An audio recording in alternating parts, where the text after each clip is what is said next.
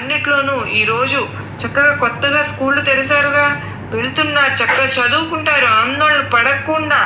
అసలు నువ్వు ఏదైతే కంగారు పడుతున్నావో అది ఏది జరగదు. కొత్త స్కూల్లో కొత్త క్లాస్లో మొదటిసారిగా అడుగు పెట్టబోతున్నారు.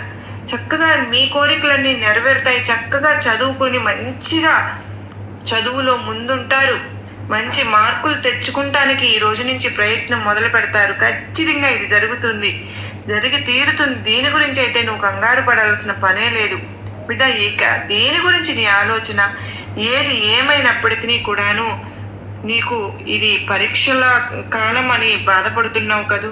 అయినా భర్తకు సంబంధించిన అప్పుకు సంబంధించిందైనా, డబ్బుకు సంబంధించిందా, ఆరోగ్యానికి సంబంధించిందైనా, మరి ఏ ఇతర వాటికి సంబంధించింది, నీ బిడ్డల చదువులకు సంబంధించిన ఇంతకంటే పెద్ద సమస్య అయినా కూడా దేనికి కంగారు పడవద్దు. అన్ని భారాలను నేనే చూసుకుంటాను.